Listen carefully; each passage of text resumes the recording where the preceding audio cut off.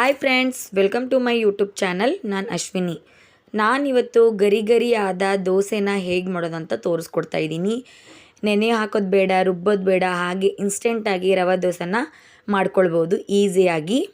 So ಮೊದಲಿಗೆ ಏನೆಲ್ಲ ಸಾಮಗ್ರಿಗಳು ಬೇಕಂತ ನೋಡ್ಕೊಂಡು ಬರೋಣ ಬನ್ನಿ. ನಾನು 1 ಕಪ್ ಚಿರೋಟಿ ರವೆನ ತೊಗೊಂಡಿದ್ದೀನಿ. ನೀವು ಯಾವ ಕಪ್ಪಲ್ಲಿ ಚಿರೋಟಿ ರವೆ ತೊಗೊಂಡಿರ್ತೀರ ಅದೇ ಕಪ್ಪಲ್ಲಿ ನೀವು ಬೇರೆ ಸಾಮಗ್ರಿಗಳನ್ನ ತೊಗೊಳ್ಬೇಕಾಗುತ್ತೆ. 1 ಕಪ್ ರವಕ್ಕೆ, ಚಿರೋಟಿ ರವೆಗೆ ಅರ್ಧ ಕಪ್ ಅಕ್ಕಿ ಹಿಟ್ಟನ್ನ ತೊಗೊಂಡಿದ್ದೀನಿ. ಅರ್ಧ ಕಪ್ ಅಕ್ಕಿ ಹಿಟ್ಟಿಗೆ ಅದಕ್ಕಿಂತ ಕಮ್ಮಿ ಮೈನಸ್ ಮಾಡ್ಕೊತ ಬನ್ನಿ. ನಾನು ಒಂದು 2ರಿಂದ 3 ಟೇಬಲ್ ಸ್ಪೂನ್ ಅದಕ್ಕಿಂತ ಸ್ವಲ್ಪ ಕಮ್ಮಿ ನಾನು ಮೈದಾ ಹಿಟ್ಟನ್ನ ತೊಗೊಂಡಿದ್ದೀನಿ. ಯಾರೆಲ್ಲ ಮೈದಾ ಹಿಟ್ಟು ತಿನ್ನೋದಿಲ್ವೋ ಅವರು ಗೋಧಿ ಹಿಟ್ಟು ಕೂಡ ಬಳಸ್ಕೊಳ್ಬೋದು. 1-2 ಟೇಬಲ್ ಸ್ಪೂನು. ರುಚಿಗೆ ತಕ್ಕಷ್ಟು ಉಪ್ಪು, ಕರಿಬೇವು, ಹಸಿ ಶುಂಠಿ ತೊಗೊಂಡಿದ್ದೀನಿ, ಇಂಗು, ಕೊತ್ತಂಬರಿ, ಮೆಣಸಿನ್ಕಾಯಿ, ಉಪ್ಪು ತೊಗೊಂಡಿದ್ದೀನಿ. ಮತ್ತು ಅಂದರೆ ಮೊಸರು ತೊಗೊಂಡಿದ್ದೀನಿ. ಇಷ್ಟಿದ್ರೆ ನಮ್ಮ ಗರಿ ಗರಿಯಾದ ರವೆ ದೋಸೆ ರೆಡಿ ಆಗುತ್ತೆ. ಇವಾಗ ಹೇಗೆ ಮಾಡೋದಂತ ನೋಡೋಣ ಬನ್ನಿ. ಮೊದಲಿಗೆ ನಾನು ಒಂದು ಪಾತ್ರೆನ ಇಟ್ಕೊಂಡು ಅದಕ್ಕೆ ಚಿರೋಟಿ ರವೆನ ಹಾಕೋತಾ ಇದ್ದೀನಿ. 1 ಕಪ್ ಚಿರೋಟಿ ರವೆ. ನೀವು ಮೈನಸ್ ಮಾಡ್ಕೊತ ಬಂದರೆ ಕರೆಕ್ಟಾಗಿ ಬರುತ್ತೆ. 1 ಕಪ್ ಚಿರೋಟಿ ರವೆಗೆ ಅರ್ಧ ಕಪ್ ಅಕ್ಕಿ ಹಿಟ್ಟನ್ನ ಹಾಕೋತಾ ಇದ್ದೀನಿ. ನೋಡಿ, ಅಕ್ಕಿ ಹಿಟ್ಟು ಅದಕ್ಕಿಂತ ಕಮ್ಮಿ, ಅರ್ಧ ಕಪ್ ತೊಗೊಂಡಿದ್ದೀವಲ್ಲ ಅದಕ್ಕಿಂತ ಕಮ್ಮಿ ಮೈದಾ ಹಿಟ್ಟನ್ನ ಹಾಕೋತಾ ಇದ್ದೀನಿ. 2 ಟೇಬಲ್ ಸ್ಪೂನ್, 2ರಿಂದ 3 ಟೇಬಲ್ ಸ್ಪೂನ್ನ ಹಾಕ್ಕೊಳ್ಳಿ. ಇವಾಗ ಹಾಕ್ಕೊಂಡಾದಮೇಲೆ ಅರ್ಧ ಟೇಬಲ್ ಸ್ಪೂನ್ ನಾನು ಹಸಿ ಶುಂಠಿನ ಹಾಕೋತಾ ಇದ್ದೀನಿ. ಕೊತ್ತಂಬರಿ ಹಾಕೋತಾ ಇದ್ದೀನಿ.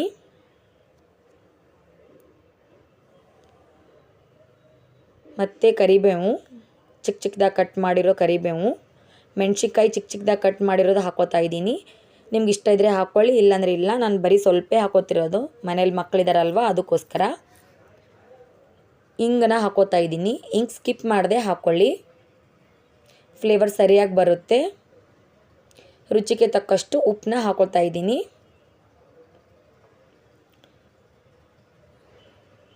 ನಾನು ಒಂದು ಚಿಕ್ಕ ಕಪ್ಪಲ್ಲಿ ಮೊಸರು ತೊಗೊಂಡಿದ್ದೀನಿ, ಗಟ್ಟಿ ಮೊಸರು. ನಿಮ್ಗೆ ಇಷ್ಟ ಇದ್ದರೆ ಹಾಕ್ಕೋಬೋದು, ಇಲ್ಲಾಂದರೆ ಸ್ಕಿಪ್ ಸಹಿತ ಮಾಡ್ಬೋದು. ನೀವು ಬರೀ ನೀರಲ್ಲಿ ಕೂಡ ನೀವು ಮಾಡ್ಕೊಳ್ಬೋದು. ಇಷ್ಟ ಇದ್ದರೆ ಹಾಕ್ಕೊಳ್ಳಿ, ಇಲ್ಲಾಂದರೆ ಇಲ್ಲ, ಸ್ಕಿಪ್ ಮಾಡ್ಬೋದು, ಏನು ತೊಂದರೆ ಇಲ್ಲ. 4 ಕಪ್ ನೀರು ಬೇಕಾಗುತ್ತೆ. 1 ಕಪ್ ರವಕ್ಕೆ 4 ಕಪ್ ನೀರು. ಸೊ ಮೊದಲಿಗೆ 4 ಕಪ್ ನೀರು ಹಾಕೋದು ಬೇಡ, ಯಾಕಂದರೆ ನಮ್ಮ ಬೆಟರ್ ತಿಳಿ ಆಗೋ ಚಾನ್ಸಸ್ ಇರುತ್ತೆ. ಯಾಕಂದರೆ ಕೆಲವೊಂದು ರವೆ ನೀರು ಹೀರ್ಕೊಳ್ಳುತ್ತೆ, ಕೆಲವೊಂದು ಇಲ್ಲ. ಅದಕ್ಕೋಸ್ಕರ ನಾವು ಮೊದಲಿಗೆ 3 ಕಪ್ ನೀರನ್ನ ಹಾಕ್ಕೊಂಡು ಮಿಕ್ಸರ್ ಸಹಾಯದಿಂದ ಸರಿಯಾಗಿ ಮಿಕ್ಸ್ ಮಾಡ್ಕೊಳ್ಳೋಣ, ಯಾವುದೇ ಗಂಟು ಇಲ್ಲದೆ ಇರೋ ಹಾಗೆ. ಇವಾಗ ನೋಡಿ, ಸರಿಯಾಗಿ ಮಿಕ್ಸ್ ಮಾಡ್ಕೊಂಡು ಆಗಿದೆ. ಗಂಟಿದೆ ಇಲ್ವಾ ಒಂದ್ಸಲ ಕರೆಕ್ಟಾಗಿ ಚೆಕ್ ಮಾಡ್ಕೊಳ್ಳಿ. ಇವಾಗ ಸರಿಯಾಗಿ ಬಂದಿದೆ. ಇದು 40 ನಿಮಿಷ ನಾವು ನೆನೆಯೋದಕ್ಕೆ ಬಿಡಬೇಕು. ಆವಾಗ ನಮ್ಮ ದೋಸೆ ತುಂಬ ಚೆನ್ನಾಗಿ ಬರುತ್ತೆ. ಒಂದು ವೇಳೆ ಟೈಮ್ ಇಲ್ಲ ಅಂದರೆ ಕನಿಷ್ಠ ಒಂದು 15ರಿಂದ 20 ನಿಮಿಷ ಆದರೂ ನೀವು ಬಿಡಲೇಬೇಕು. ಇವಾಗ ರೆಸ್ಟ್ ಮಾಡೋಕ್ಕೆ ಬಿಟ್ಟಿದ್ದೀನಿ. ಇವಾಗ ಆಗಿದೆ 40 ನಿಮಿಷ. ನಾನು ಇವಾಗ ತೆಗೆದು ಓಪನ್ ಮಾಡಿ ತೋರಿಸ್ತಾ ಇದ್ದೀನಿ ಲಿಡ್ನ. ನೋಡಿ, ವಾವ್, ಎಷ್ಟು ಚೆನ್ನಾಗಾಗಿದೆ ಅಲ್ವಾ. ರವೆ ಎಲ್ಲ ಕೆಳಗಡೆ ಕುಂತ್ಕೊಂಡಿದೆ, ಎಲ್ಲ ಅಬ್ಸರ್ವ್ ಮಾಡ್ಕೊಂಡಿದೆ ನೀರೆಲ್ಲ. ಮೇಲ್ಗಡೆ ನೀರು ತೇಲ್ತಾ ಇದೆ ನೋಡಿ, ಎಷ್ಟು ಸಾಫ್ಟ್ ಆಗಿದೆ ಅಲ್ವಾ. ಈ ಥರ ಕರೆಕ್ಟಾಗಿ ಬರಬೇಕು. ಇವಾಗ ಸರಿಯಾಗಿ ಸ್ಪೂನಿಂದ ಮಿಕ್ಸ್ ಮಾಡ್ಕೊಳ್ಳಿ. ನೋಡಿ ಎಷ್ಟು ಸರಿಯಾಗಿ ಬಂದಿದೆ ಅಲ್ವಾ ನಮ್ಮ ಬೆಟರು. ಈ ಹದಕ್ಕೆ ಬಂದರೆ ಚೆನ್ನಾಗಿರುತ್ತೆ. ನಾನು ಸೈಡಲ್ಲಿ ಹಂಚು ಬಿಸಿ ಮಾಡ್ಕೊಳಕ್ಕೆ ಇಟ್ಕೊಂಡಿದ್ದೀನಿ.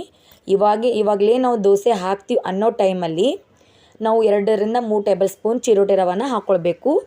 ಸ್ವಲ್ಪ ಜಾಸ್ತಿ ಹಾಕ್ಕೊಂಡ್ರೆ ಕ್ರಿಸ್ಪಿ ಜಾಸ್ತಿ ಬರುತ್ತೆ. ಅದಕ್ಕೋಸ್ಕರ ನಾವು ಫೈನಲಾಗಿ ಮಾಡ್ಕೊತಿರ್ತೀವಲ್ವ ಆ ಟೈಮಲ್ಲೇ ನಾವು ಹಾಕ್ಕೊಳ್ಬೇಕು. ಮತ್ತು ಸ್ವಲ್ಪ ಇಂಗು, ಮತ್ತು 1ರಿಂದ 1.5 ಟೇಬಲ್ ಸ್ಪೂನ್ ನಾನು ತುಪ್ಪನ ಹಾಕೋತಾ ಇದ್ದೀನಿ. ಸೊ ತುಪ್ಪನ ಸ್ಕಿಪ್ ಮಾಡದೆ ಹಾಕ್ಕೊಳ್ಳಿ. ರವೆ ಮತ್ತು ತುಪ್ಪನ ಗರಿ ಗರಿಯಾಗಿ ಬರುತ್ತೆ. ಅದಕ್ಕೋಸ್ಕರ ಗಂಟು ಇಲ್ಲದೆ ಇರೋ ಹಾಗೆ ಸರಿಯಾಗಿ ಮಿಕ್ಸ್ ಮಾಡ್ಕೊಂಡು ನೋಡ್ಕೊಳ್ಳಿ. ನಾನು ಆವಾಗಲೇ ಹೇಳಿದ್ದೆ 4 ಕಪ್ ನೀರು ಬೇಕಾಗುತ್ತೆ ಅಂತ ಅಲ್ವಾ. ಇವಾಗ ನಾನು ಮೊದಲಿಗೆ 3 ಕಪ್ ಹಾಕಿದ್ದೆ, ಮತ್ತು ಇವಾಗ 1 ಕಪ್ ಹಾಕಿದ್ದೀನಿ. ಹಾಕ್ಕೊಂಡ್ಬಿಟ್ಟು ಸರಿಯಾಗಿ ಮಿಕ್ಸ್ ಮಾಡ್ಕೊಳ್ಳಿ. ಇದು ಸರಿಯಾಗಿ ಮಿಕ್ಸ್ ಮಾಡ್ಕೊಂಡು ಆದಮೇಲೆ ಇವಾಗ ನಮ್ಮ ಬೆಟರ್ ರೆಡಿ ಆಗಿದೆ ನೋಡಿ. ಇಷ್ಟಾದರೆ ಕರೆಕ್ಟಾಗಿ ಬರುತ್ತೆ. ನಾನು ಹಂಚು ಸೈಡಲ್ಲಿ ಬಿಸಿ ಆಗಿದೆ. ಇವಾಗ ನಾನು ನಿಮ್ಗೆ ದೋಸೆ ಹಾಕಿ ತೋರಿಸ್ತೀನಿ.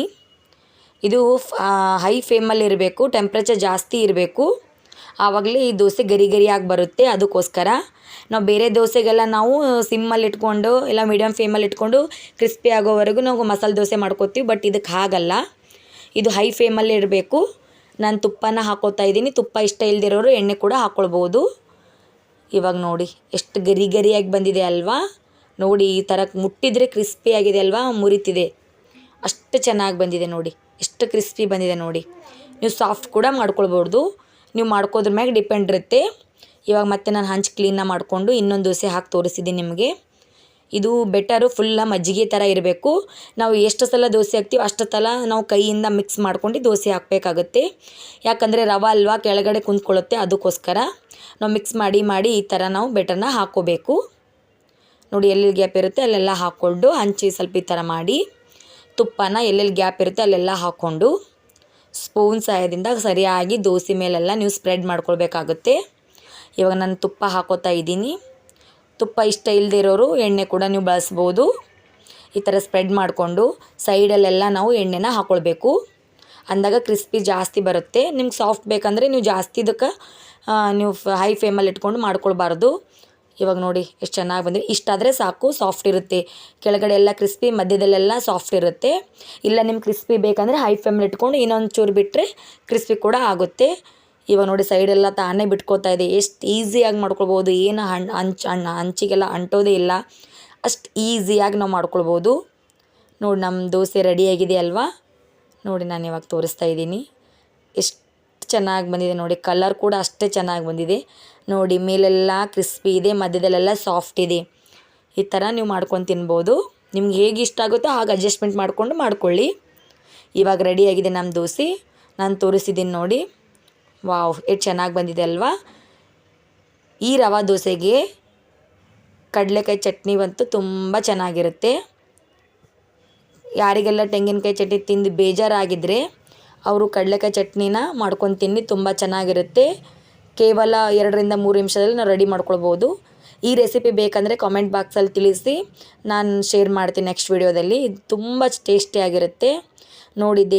ಎಷ್ಟು ಚೆನ್ನಾಗಿ ಕಾಣಿಸ್ತಿದೆ ಅಲ್ವಾ ಕಲರ್ ಕೂಡ. ದೋಸೆ ಅಂತೂ ಸೂಪರಾಗಿ ಬಂದಿದೆ. ಟೇಸ್ಟ್ ಕೂಡ ಅಷ್ಟೇ ಚೆನ್ನಾಗಿದೆ. ಒಂದ್ಸಲ ಖಂಡಿತವಾಗ್ಲೂ ಟ್ರೈ ಮಾಡಿ ನೋಡಿ. 100% ಶೋರ್ ಇದು ತುಂಬ ಅಂದರೆ ತುಂಬ ಚೆನ್ನಾಗಿರುತ್ತೆ. Thank you for watching. ಹೀಗೆ ಸಪೋರ್ಟ್ ಮಾಡ್ತಾಯಿರಿ ಫ್ರೆಂಡ್ಸ್.